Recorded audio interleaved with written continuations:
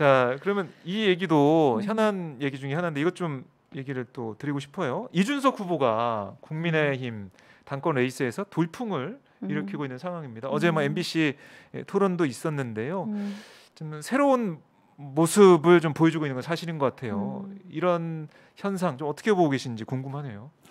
그러니까 저는 지금 이준석 현상에 대해서 네. 우리가 이제 두 가지를 생각하게 되는 것 같아요. 하나는 진짜 우리나라 정치 역사상 있어본 적 없는 30대 대표, 당대표, 그것도 소수당이 아니라 제1야당. 제1야당의 네. 당대표가 나올지도 모른다는 이런 가능성 때문에 얻는 충격과 신선함. 그죠? 네. 예.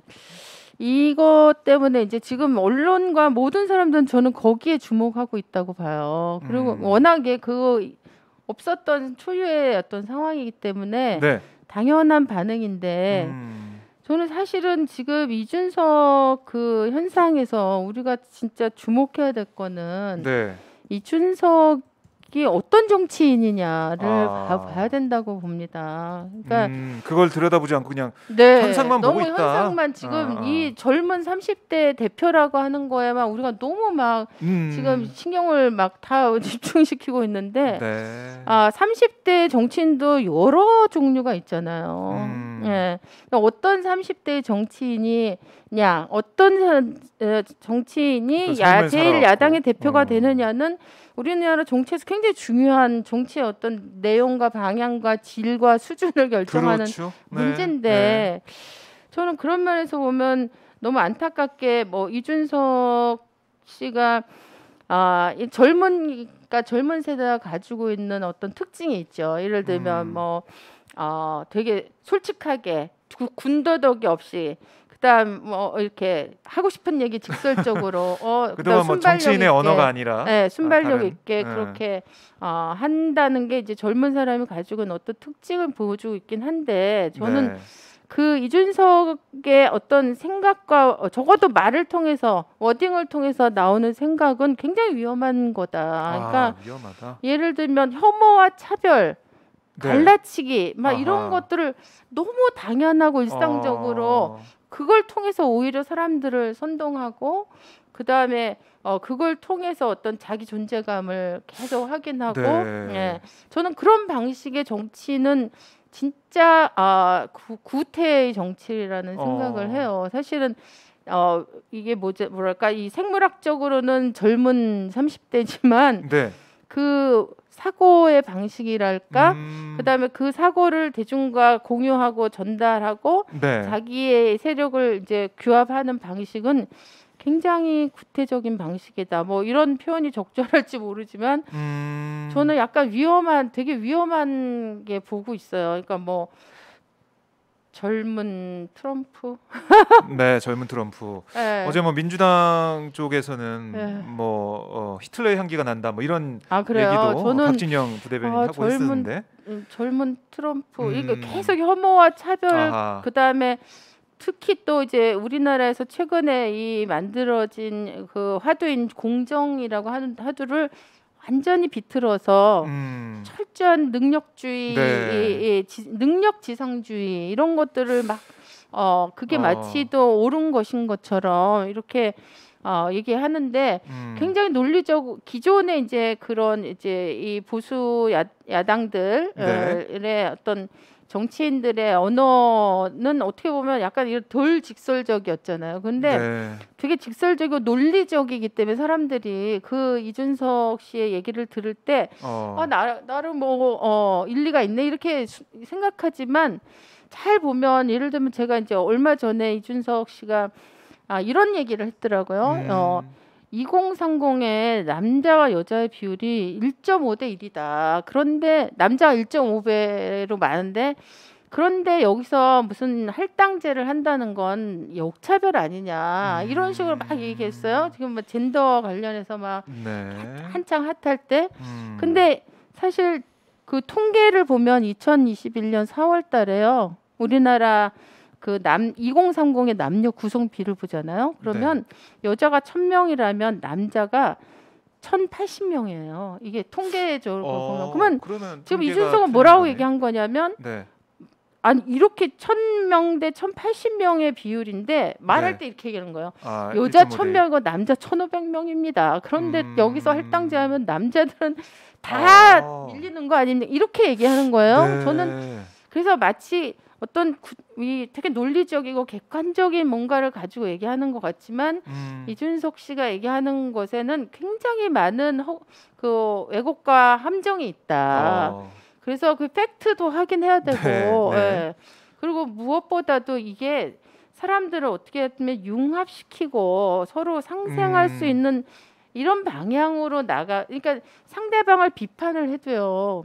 이런 식의 혐오를 막 양산하면서 비판하면 안 되거든요. 저는 이거는 젊은 사람의 정서가 아니라고 봐요. 사실은. 그러니까 굉장히 어떻게 보면 공격적인 것 같지만 그 안에 굉장히 수세적이고 방어적인 저는 기제가 있다. 근데 이거를 정치적인 언사로 지금 이제 그 되게 공격적이고도 논리적 비판인 것처럼 지금 하고 있는데 본인도 저는 잘 모르면서 하고 있는 것 같아요. 그렇긴 한데 굉장히 위험하다 그래서. 위험하다. 그래서 이거를 이제 신선한 30대의 젊은 피가 정치권에 수혈된다. 네. 이런 면에만 너무 주목하지 말아야 된다. 그리고 그 내용을 봐야 된다. 그 내용 그 사람이 가지고 있는 어떤 정치 철학이나 뭐 얼마나 정도 숙성된 건지는 잘 모르겠지만 적어도 지금까지 보여준 그런 기본 자기의 어떤 생각들, 정치에 대한 생각들이나 그걸 풀어가는 방식, 방식은 절대 젊지 않다. 그리고 오히려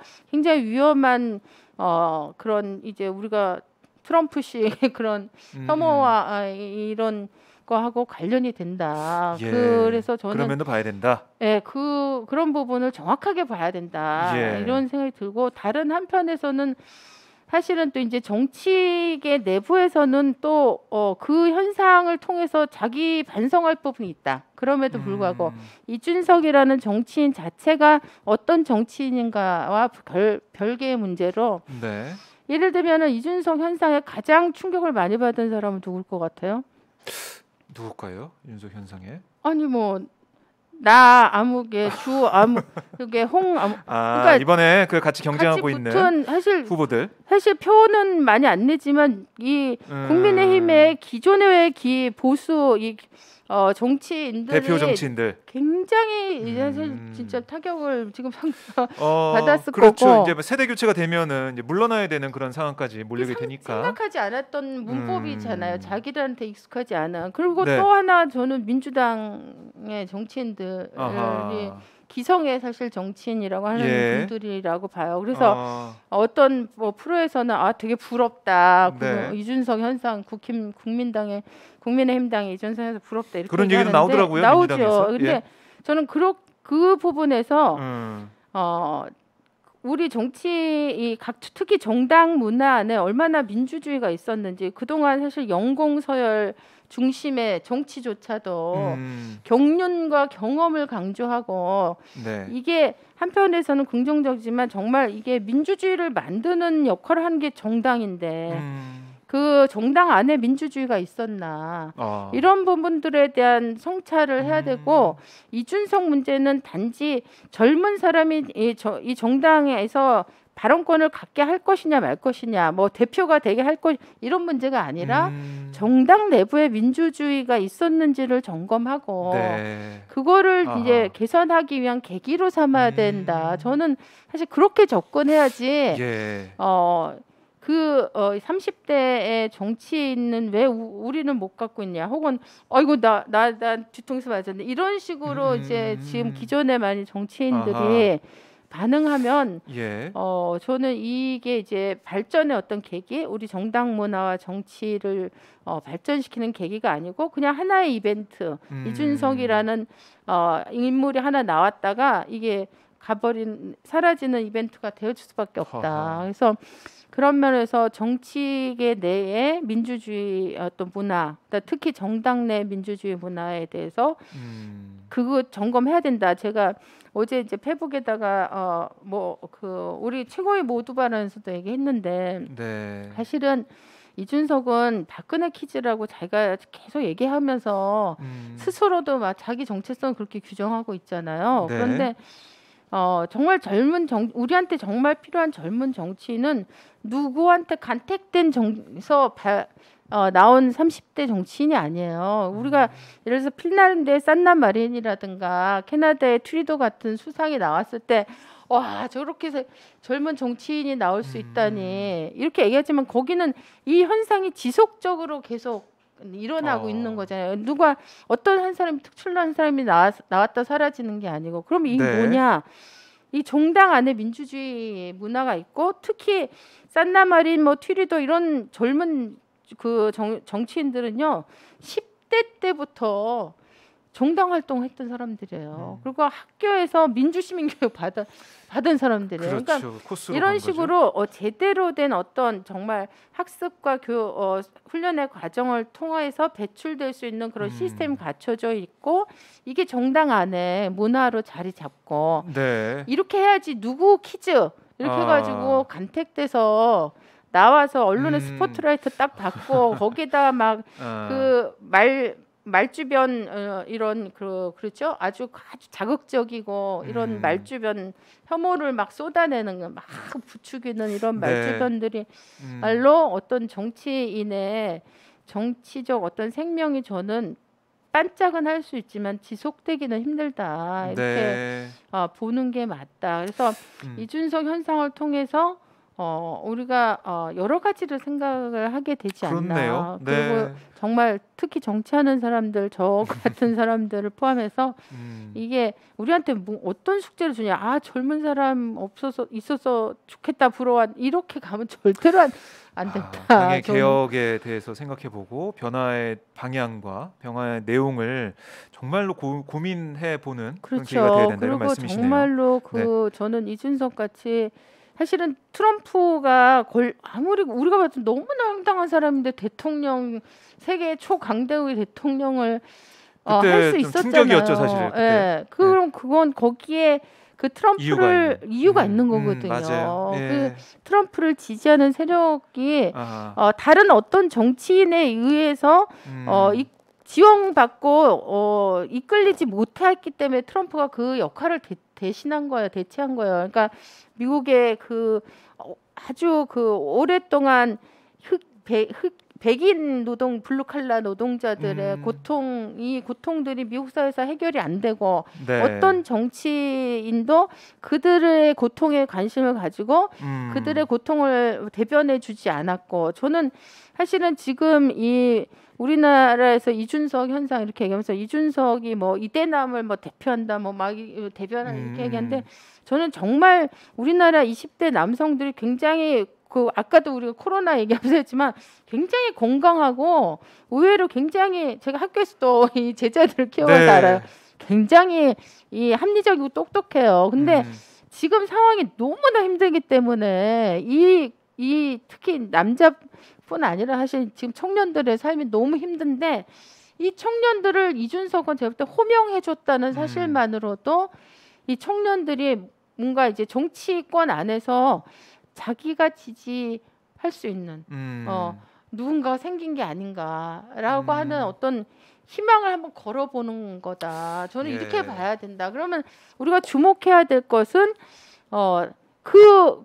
이 청년들 2030 청년들의 고통에 우리가 얼마나 그동안 주목했냐. 정치권이 이런 부분들에 대해서 더 깊이 이제 점검 분석하고 그들을 호명만 해줄 게 아니라 그들이 지금 앓고 있는 어떤 빠져 있는 이 고통으로부터 어떻게 헤어나올 수 있도록 국가가 정책적으로 그다음에 정당과 국회가 해법을 찾을 것인가. 저는 이런 합리적인 해법들을 우리가 제시하면 지금 막 이 여성과 남성을 갈라치기 하고 뭐 20대와 50대를 갈라치기 하고 이런 식으로 지금 계속 접근하는 이준석식 이런 정치 방식은 오래 못 갈 거다 이렇게 생각하죠. 물론 우리가 잘 그걸 못한다면 그렇죠. 왜냐하면 사람은 너무 힘들면 지푸라기라도 잡고 싶은 거잖아요. 그런 부분들에 대해서 음, 우리가 좀 반성해야 될 부분이 있는 거다. 예. 네, 그렇게 생각하죠. 이준석 후보가 어쨌든 지금 여론조사 추이를 보면은 선두로 앞서가고 있는 부분들 아마 다양하게 뭐 각 정당도 그렇고 각 뭐 단체도 그렇고 다 분석을 하고 있고 여기에 의미에 대해서 생각해 볼 것 같아요. 자, 저희 보니까 김희재님이 아까 실시간 후원해주셨는데 제가 소개를 못 해드렸네요. 김희재님 또 닥터이브님이 열린민주당 I love you forever 이런 글과 함께 실시간 후원을 또 해주셨습니다. 제가 소개를 못해서 쭉 소개를 해드리고요. 2030 이 세대들도 정치에 관심 많아졌다는 반증이다. 이런 그러면 KF21 보람이님께서 정치 관심 많죠. 네. 예를 들면 2030은 진짜 우리랑 같이 촛불을 같이 들으면서 아하. 자랐던 세대예요. 저는 그래서 네. 2030 세대가 막 보수화됐다 등 뭔가 막 여기를 폄하하는 식으로 그리고 이걸 굉장히 막 이렇게 비판적으로 우리 뭔가 다른 특징을 가진 세대만으로 자꾸 분리해내는 건 좀 옳지 않다. 그들 안에는 굉장히 많은 가능성과 우리 오히려 어른들은 겪지 못하는 그런 어떤 민주주의 학습의 과정이 있고 네. 예, 그런 부분들을 우리가 어떻게 살려내 줄 것인가가 정치권의 과제인 거죠. 근데 그런 걸 못하고 있으니까 다른 한편에서는 지금의 당장의 고통에 주로 뭐랄까 영합하는 방식으로 이거 분리해내고 갈라치기 해내고 이런 어떤 정치적 언변을 잘 구사하는 네. 정치인이 일시적으로 사실은 많은 지지를 받는 것 같은 현상이 일어나는 거다. 네. 네, 이렇게 저는 봐요. 그러니까 이제는 정말 여야 할 것 없이 정치인들이 변해야 된다. 변해야 되고 그동안 해왔던 기존의 방식대로 정치를 해 가다가는 국민한테 외면받는다. 특히 젊은 층에게. 그렇죠. 이건 확실한 것 같아요. 네, 그러면 그렇죠. 네. 이걸 가지고 여야가 또 어떻게 달라진 모습 보일지 지켜보고 열린민주당도 어떻게 더 혁신하고 달라지는지 제가 지켜보도록 하겠습니다. 이런 댓글도 있네요. 윤석열 전 총장에게 불법을 회피할 수 있는 비단 주머니 3개 이것 자체가 묘한 발상이다. 이런 의견도 서울동경님이 주고 계시는데요. 저것도 제가 볼 때는 이게 진짜 금낭묘계. 젊은 정치인의 발상인가 저는 되게 놀란 게 저게 무슨 삼국지에 자기는 그렇게 얘기한다고 했지만 네. 진짜 뭐랄까 이게 범죄에 대해서 범죄를 회피할 수는 내가 뭔가 묘수를 주겠다 이런 발상 자체를 정치라고 생각하고 있다. 저 사람은 네. 이게 그 최순실의 주머니 막 이런 것도 생각나면서 뭔가 꼼수와 공작과 막 이런 걸 정치라고 착각하고 있는 거 아닌가? 네, 마치 20대 남자들을 자기가 다 있는 그대로 대변하는 것처럼 하면서 실제로는 정치에 대해서 굉장히 이 낡은 그런 문법에 되게 많이 익숙해져 있는 거 아닌가? 네. 저는 오히려 잘못한 불법을 저질렀으면 단호하게 법적 처벌을 해야 됩니다. 이렇게 얘기하는 게 젊은 정치인이 해야 될 거 아니에요? 그렇네. 거기에다가 내가 비단보 주머니 세게 주고 줄 테니까 이거는 지금 제가 한 70이나 80 먹은 노현 정치인 느낌. 노현 정치인 하고도 사실 훨씬 더 친한 방식이죠. 그렇네요. 네. 자, 저희 홍원표님께서 정치하는 사람들은 늘 변하죠. 품성과 인격이 중요합니다. 제 애청자신데 이런 댓글 주고 계시고요. 강찰리님께서 진정한 진보 열린 우리 당에 민주당을 잘못 쓰신 것 같아요. 열린민주당 화이팅. 네. 이준석 사퇴 의견에 동의합니다. 이런 의견도 주고 계십니다. 네.